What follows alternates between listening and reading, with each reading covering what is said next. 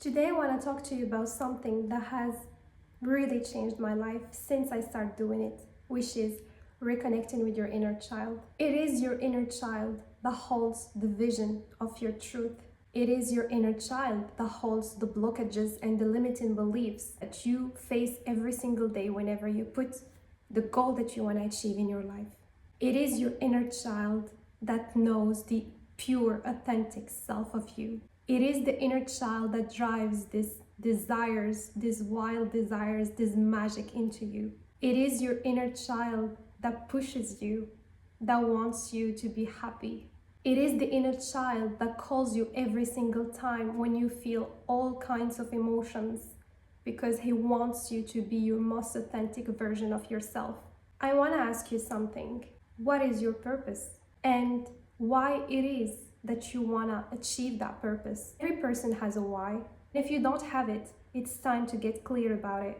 It is the why that comforts you when you face doubts, when you face failures, when you face deceptions, when you face disappointments, when you face certain circumstances or people leaving you. It is the why that reminds you of why you actually started this journey. Would that be a journey of healing?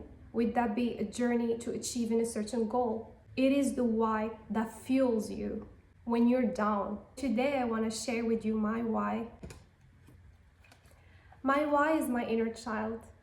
My why, yes, it's her.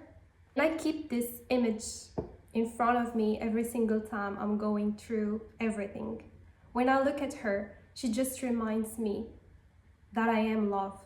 You know, the beauty of child is when we look at them, we see purity, we see innocence, we see our truth. That's why we can't help ourselves when we see beautiful babies.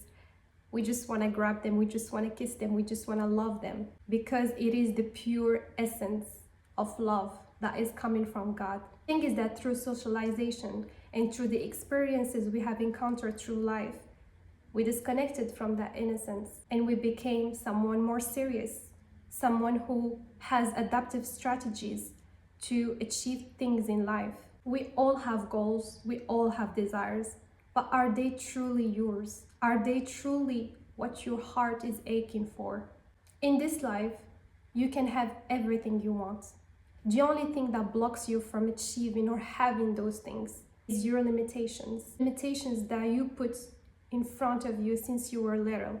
These limitations that are coming from I can't, I don't believe in myself, I don't believe in God, I don't believe that I deserve it, I have to earn it somehow, I'm not lucky. All of these limitations that are coming deep wounded in our subconscious mind. And he was faced with so many circumstances and he didn't know anything. So he started making meaning behind all of the things that were happening. Think of it. When you're a baby, you know nothing. You know only your caregivers. You are at their mercy, in fact. They're the one who feeds you. They're the one who are responsible for your health. They're the one responsible for your survival, basically. Anything they say, anything they do, you just receive it. And sometimes, or I should say most of times, we don't receive the things that we know in our heart we deserve. So we keep ourselves safe by making those unconscious decisions or meanings or limitations about ourselves to explain certain situations that had happened. And that is the main cause of all the experiences you have been attracting throughout all your life. So now you're going through the world with so many masks upon your face, not knowing if it's actually your true self. You're going through life putting these masks on when deep down you know it is not your truth. Because when the doors are closed and when you are alone, you just feel like now you can take off these masks and be your true authentic self. You have learned that it's unsafe to be yourself. You have learned that it's unsafe to be childish, to be funny, to be weird, to be different, to be authentic, to just be you. But is it the truth? Even though it was one of the hardest parts of my life, but meeting my inner child allowed me to meet my true self. Meeting my inner child allowed me to see my true self, own it, love it, take it in. In fact, I thought that inner child needs a lot of healing. The thing is, We needed healing. He taught me things, and I taught her things. My inner child holds the frequency of innocence, of purity, of love, of fun, of magic. When I met her and I embodied her, I just felt free. I just felt like I was born new again in this world. There's no limitations. What she feels is imagination. But yet she was confronted with a world that was unsafe, with a world where she cannot be herself, with a world where she needs to do anything to survive.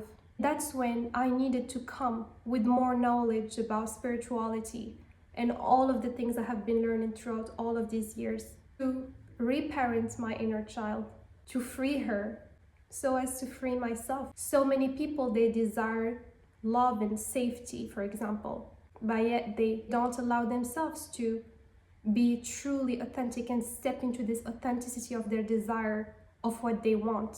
And they made a facade of their desire being independent, not needing people. When they watch other people with friends or with community or receiving love, they just feel like a jealousy.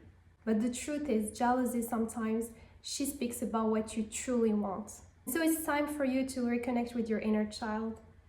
Even though it's a hard path and it may take a long time, but trust me, it is a path that will free you, that will allow you to meet your truth, that will allow you to be who you truly are. No more limitations, no more blockages. Because your inner child, yes, he has limitations because this is what he learned when he was young.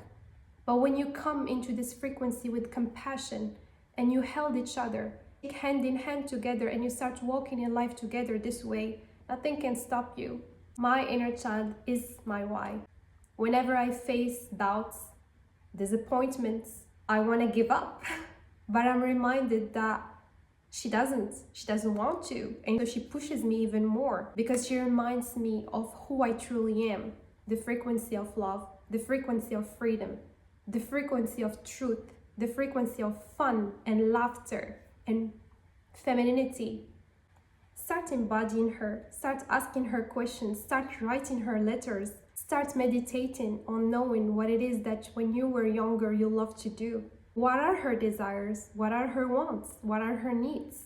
What are her limitations? And why did she choose to believe that those limitations are true? Question those limitations. Be curious about asking this question about knowing if it is really true or it is just from place of fear that you made them true. Or I should say that you believe that they are true.